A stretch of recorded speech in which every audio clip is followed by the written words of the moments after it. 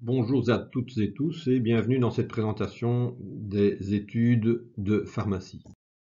Donc c'est moi François Dufrasne qui vous présenterai les études de pharmacie. Si vous avez des questions encore, vous pouvez me contacter euh, par téléphone ou par mail si vous le souhaitez. Et donc vous aurez également à la fin de cette présentation toute une série de sites internet, de liens d'information, de personnes à contacter si vous avez également des questions plus générales éventuellement.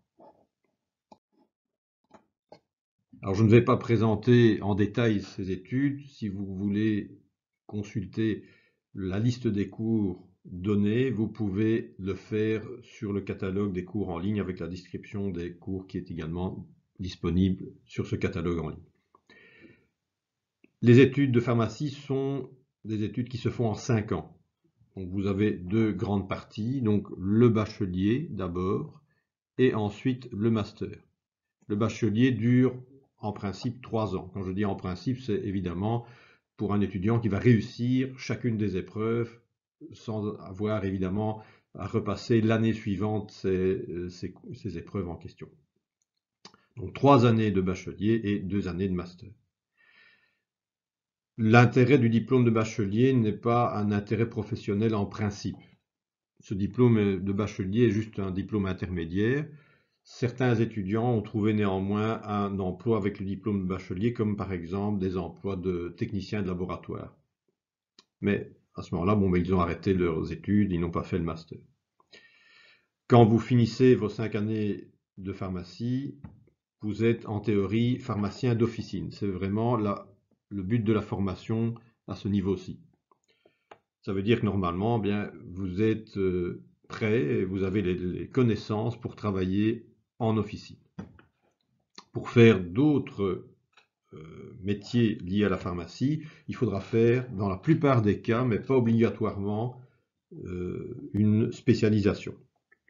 Si vous avez des questions là-dessus, j'y réponds dans un document annexe sur les questions habituellement posées par les personnes qui viennent nous visiter à ce sujet-là. Alors les années en fait de pharmacie, ces fameuses 5 années, ne sont plus divisées comme par le passé en années bien nettes.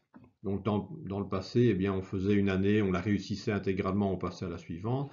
Maintenant, en Belgique, donc francophone, il y a eu un décret qui s'appelle le décret paysage qui a modifié l'organisation des études universitaires de la manière suivante. Les étudiants reçoivent un programme. S'ils le réussissent intégralement, ils reçoivent le programme de l'année qu'on peut considérer comme supérieur. S'ils ratent des éléments du programme, on doit les repasser, bien entendu, mais on leur donnera, pour toutes les matières qu'ils ont réussies, des matières de l'année supérieure. Donc, par exemple, un étudiant qui rate la moitié des matières qu'il a à son programme, il devra les repasser. Mais l'autre moitié qui a été réussie, on va lui donner des matières des années supérieures pour qu'il ait un programme d'études complet. Donc le but, c'est d'avoir un programme d'études complet chaque année. C'est pour ça que les étudiants commencent généralement tous avec le même programme et puis progressivement, en fonction de ce qu'ils ratent et ce qu'ils réussissent, ils vont se retrouver avec des programmes qui diffèrent pour les uns et pour les autres. Alors la première année, qui est le BA Bloc 1, est une année très générale, puisqu'on va retrouver toute une série de matières qui sont vues dans le secondaire déjà, mais il va avoir une remise à niveau, il va avoir aussi un approfondissement de certaines notions qui vont permettre d'aborder plus facilement les cours spécialisés qu'on aura dans les années supérieures. Les études de pharmacie en général sont des études où il y a beaucoup de chimie et de biologie. Biologie au sens général, d'ailleurs, puisque ça va être de la biologie animale, entre guillemets, bien entendu, et surtout humaine. Donc on va retrouver dans la médecine également, mais également de la biologie végétale, puisque le pharmacien est aussi un spécialiste des plantes médicinales. La chimie, parce que le médicament est un produit chimique, même dans les plantes, on retrouve des produits chimiques actifs. C'est d'ailleurs pour ça que les plantes sont actives.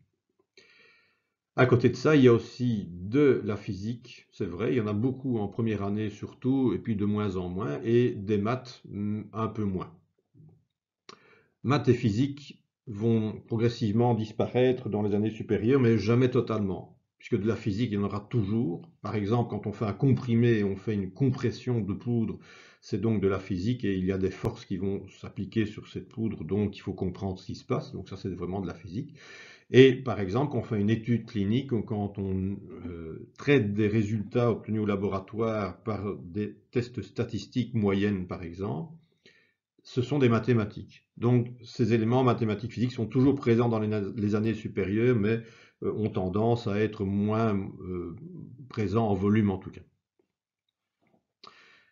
Alors, plus on va évoluer dans les années d'études, plus on va avoir une spécialisation vers le médicament et la médecine, dans le sens relation entre le médicament et la médecine. Le pharmacien ne peut pas faire de diagnostic, mais il doit comprendre ce que c'est qu'une maladie et comment on la traite, bien entendu. Et donc, en BA bloc 2, il y a 2 années, donc la première, on a vraiment les éléments de base de la pharmacie, qui sont en relation avec le médicament, donc de la chimie organique, de la chimie physique qui permet de voir comment on mesure la viscosité, par exemple, de certains liquides, la biologie et la biochimie humaine, donc comment fonctionne le corps humain au niveau chimique et biologique également. En deuxième année, eh bien là, on a vraiment des matières encore plus essentielles. On va voir les médicaments organiques comme l'aspirine, inorganiques comme par exemple les sels d'argent ou de fer qu'on utilise comme complément alimentaire, la microbiologie avec les bactéries, les virus, la chimie analytique qui permet de comprendre comment on analyse qualitativement, c'est-à-dire identifier, et quantitativement, mesurer la quantité de médicaments, la pharmacologie générale avec le fonctionnement du corps, notamment, mais plus au niveau des cellules et les rapports avec la maladie, bien entendu. Au passage, vous voyez à plusieurs endroits qu'il est question de projets dits transdisciplinaires. Alors il y en a chaque année, en fait, ces projets transdisciplinaires, sauf en toute dernière année. Et ce sont des projets dans lesquels l'ensemble des cours d'une année d'études sont mis en parallèle au sein d'un projet qui est en fait une réponse à une question. Par exemple, la question, ça va être de parler de la cocaïne. C'est un projet qu'on donne en première année. Quels sont les dangers de la cocaïne? Comment elle fonctionne, cette cocaïne? Quelles sont les conséquences de l'usage de la cocaïne sur la population? Ça veut dire par exemple que pour répondre à ce sujet-là, il faut avoir accès à la chimie de cette molécule, que ce que c'est que la cocaïne, à son fonctionnement sur le corps humain, donc ça c'est des cours de pharmacologie par exemple, et aussi par exemple les effets qu'elle a sur les gens, notamment les effets négatifs, ça va être la toxicologie à ce moment-là. Donc ça permet de voir que l'ensemble des cours est relié par des éléments qui vont permettre à ce moment-là une vision transversale, transdisciplinaire de tous ces cours. Et donc ces liens vont permettre aussi de se rendre compte que tous ces cours font partie des sciences pharmaceutiques, que ce soit au niveau chimique, mais aussi au niveau médical, biologique. Chose importante aussi, à la fin du bachelier, on voit qu'il y a un stage d'observation. Alors attention, il est de 2 semaines et non pas de 3 semaines à ce niveau-là. Et donc ce stage d'observation est important parce qu'il va permettre à l'étudiant de se rendre compte de ce qu'il se passe en officine. Donc il observe, il ne pratique pas encore, bien entendu. Ça peut permettre de différents, je dirais, éléments importants. Premièrement, de commencer à comprendre comment il va devoir aborder les problèmes liés à l'officine dans les années supérieures et dans l'année en question. Ça peut aussi éventuellement permettre de se rendre compte qu'on ne va pas aimer l'officine, ou au contraire qu'on va l'apprécier. Si on ne l'aime pas, ça peut permettre de se positionner pour faire une spécialisation plus tard. Et donc ça, c'est une première approche du métier officinal qui est importante pour l'avenir de l'étudiant. Entre le bachelier et le master, on peut encore faire des stages pendant les grandes vacances. L'avantage de faire des stages durant les grandes vacances, et ça peut se faire également entre la première année de master et la deuxième année de master, c'est de pouvoir libérer du temps lié à ces stages à la fin des études. On le verra, c'est très important dans la dernière année des études, donc en Master Bloc 2. Master Bloc 1, je ne vais pas faire plus de commentaires, hein, donc c'est à nouveau des cours très spécialisés, de plus en plus vers la pharmacie, avec notamment un cours qui va ressortir peut-être plus que les autres, je dirais, c'est notamment le cours de galénique. Donc là, c'est vraiment le cours central propre aux pharmaciens, c'est la formulation du médicament, la mise en forme du médicament, la conception du comprimé, de la forme injectable, du collyre qu'on met dans les yeux, des gouttes nasales, etc. C'est vraiment le cours propre aux pharmaciens, puisque c'est vraiment les pharmaciens qui travaillent dans ce domaine-là, en industrie notamment, mais aussi en officine, puisqu'ils peuvent faire des préparations magistrales. À côté de cela, vous avez beaucoup de cours de conseil à l'officine, notamment avec les aliments, les nutriments, la pratique officinale et un projet transdisciplinaire toujours bien présent, mais celui-là est peut-être un peu plus emblématique, c'est EduPharm, qui est un projet transdisciplinaire autour d'un cas clinique qu'on va retrouver ou qu'on peut retrouver en officine, avec un dialogue en plus avec des médecins. L'avantage, c'est que ça montre comment les médecins abordent les cas cliniques des patients. Et comment est-ce qu'il peut y avoir un dialogue qui s'installe entre le pharmacien et le médecin, puisque souvent, je dirais, en tout cas les étudiants en pharmacie et en médecine ne se connaissent pas bien. Donc là, c'est vraiment un point de contact entre les deux, mais aussi avec les kinés par exemple, les ostéopathes.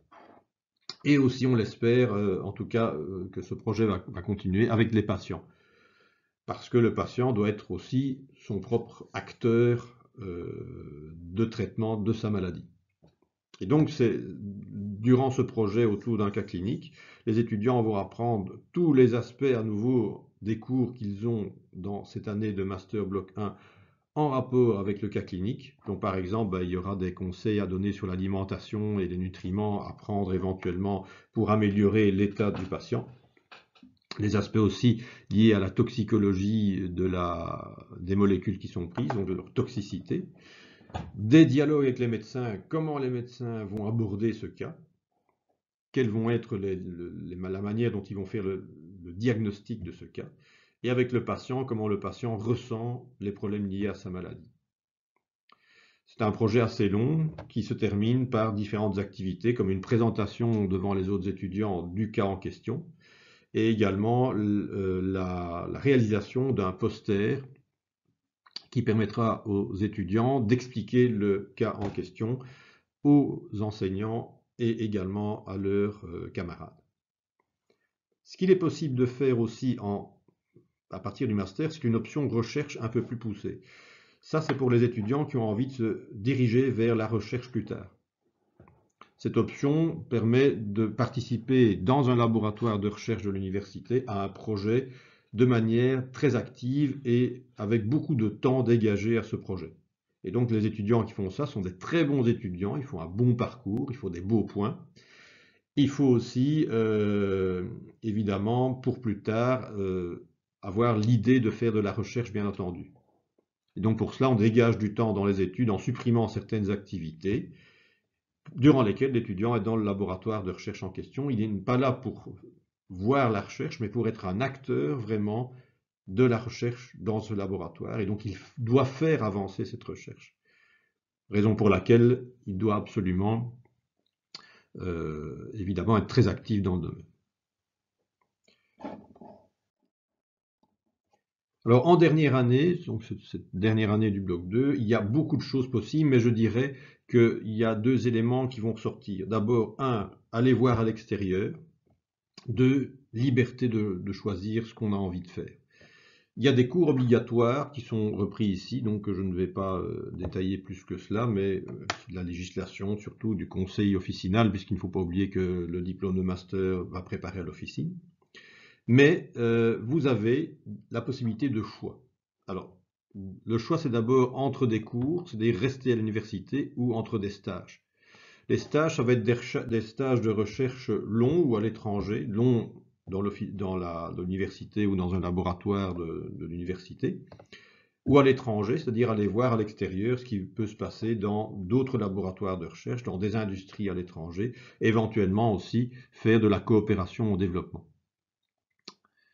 Les gens qui font des stages de recherche longs ou à l'étranger de 3 mois ne font pas les cours. Alors en contrepartie, ceux qui ne veulent pas partir voir à l'étranger ou dans d'autres laboratoires pendant ces 3 mois font des cours. Et donc il y a deux grandes catégories de cours au sein desquels il faut faire le choix de certains cours que l'on a envie de suivre. Donc des cours de pratique officinale principalement et des cours liés au développement du médicament et à la bioanalyse.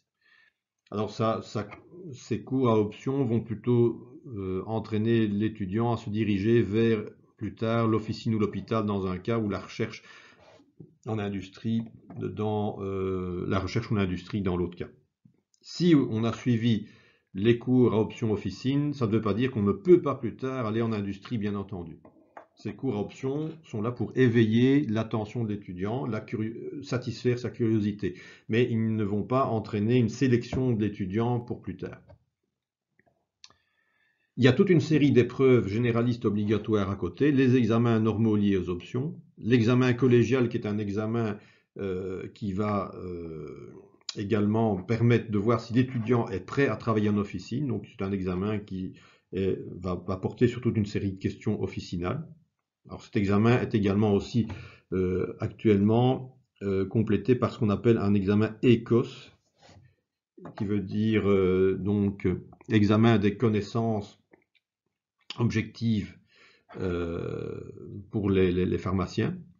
Et donc cet examen est fait par des pharmaciens d'officine, ce qui permet d'avoir une vision aussi par les professionnels, évidemment, qui travaillent en officine et pas uniquement par les professionnels de l'enseignement que nous sommes. Le stage de 6 mois en officine doit être terminé en Master 2, bien entendu. À côté de ça, il y a un stage complémentaire qui est obligatoire, mais le choix de l'endroit où on a envie de le faire est totalement libre. Ça peut être par exemple dans une industrie, dans un autre pays, par exemple, aller voir dans une officine en France comment ça marche, dans une officine aux États-Unis, que sais-je encore. On peut imaginer beaucoup de choses, tout n'est pas possible, mais il faut montrer en tout cas son intérêt. On n'est pas obligé d'aller le faire ailleurs, forcément. On peut passer ce 1 mois et demi complémentaire dans l'officine où on faisait son stage.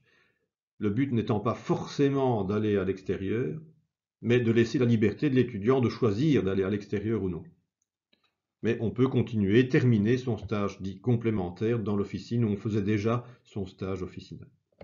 Et puis il y a le mémoire. Donc le mémoire, ça peut être un mémoire bibliographique ou de recherche. Bibliographique, ça va être lire des articles, faire la synthèse sur un sujet donné, par exemple le traitement de la maladie d'Alzheimer.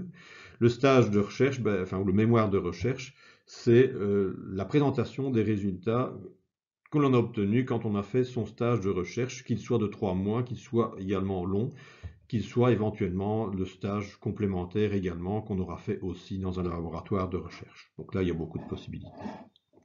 Et quand on termine cette dernière année, qu'on a réussi toutes les épreuves, on est en effet titulaire du diplôme de master en sciences pharmaceutiques. Alors il y a beaucoup d'outils d'innovation pédagogique dans la faculté, bien entendu. Alors il y a d'abord ce stage d'observation en officine de 2 semaines en BA3 qui est assez original, en tout cas pour ce qui regarde l'ULB. Il y a beaucoup de projets transdisciplinaires, on en a parlé. Il y a une officine pédagogique que l'on peut voir là, donc qui est une officine dans laquelle se font les exercices liés à des projets transdisciplinaires ou à certains cours également, et qui permettent à l'étudiant de prendre le rôle du pharmacien et un autre étudiant prend le rôle du patient. Et donc un dialogue s'installe qui est jugé par des professionnels, des pharmaciens professionnels. Nous avons une bibliothèque de sciences pharmaceutiques propre à notre faculté, une salle informatique, donc on peut voir ici, qui permet aux étudiants soit de faire des activités dirigées, soit, quand ils n'ont pas d'ordinateur personnel, d'aller y travailler. Des laboratoires d'enseignement. Il y a aussi des visites d'entreprises notamment, mais aussi de centres de recherche qui sont programmés pour différents cours. Des excursions, notamment pour tout ce qui est cours qui font appel à des connaissances sur les éléments extérieurs comme les plantes, donc l'excursion de botanique, et un musée des plantes médicinales et de la pharmacie qui sert aussi de support aux enseignements, et également à l'illustration de tout ce qui est en rapport avec la médecine par les plantes.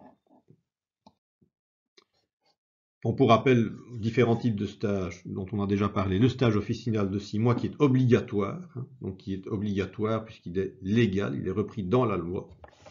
Il peut se faire dans une officine ouverte au public, mais également en hôpital. Alors ça, c'est aussi une grande particularité parce que ça permet de voir aussi comment fonctionne une officine hospitalière. Il faut savoir qu'il y a des restrictions tout de même. Il faut tout de même faire un stage dans une officine ouverte au public et on peut le compléter également avec un stage en officine hospitalière. Les différents stages complémentaires dont on a parlé de 1 mois et demi et le stage à l'étranger et le stage de recherche qui sont également possibles. Plus tard, on peut faire différentes formations complémentaires. On peut faire l'agrégation de l'enseignement supérieur qui permet d'enseigner dans le secondaire, le CAPAES qui permet d'enseigner dans les hautes écoles, les masters de spécialisation, donc qui sont des masters en analyse biologique, en industrie, en dermocosmétologie, en pharmacie hospitalière. Dans les plus longs, notamment, les étudiants sont payés puisqu'ils travaillent durant leurs études dans le domaine dans lequel ils se spécialisent. Par exemple, le pharmacien qui fait l'analyse biologique va travailler dans un laboratoire d'analyse biologique et sera employé par ce laboratoire tout en étant formé par les gens de ce laboratoire. Et puis il y a le doctorat entre 4 et 6 ans. 4 ans, c'est si on ne travaille pas en parallèle. 6 ans, c'est si on est assistant, par exemple, à l'université, qui permet d'avoir à ce moment-là une formation dans un domaine très précis en recherche. Vous trouverez d'autres informations dans le catalogue des programmes également. Et pour toute information visuelle, vous pouvez également consulter YouTube où vous trouvez des vidéos explicatives du projet et du FARM et de l'officine pédagogique. Et pour tout renseignement généraux, vous pouvez contacter soit moi-même pour les enseignements et les débouchés, et pour les aspects administratifs, le secrétariat. Je vous remercie pour votre attention.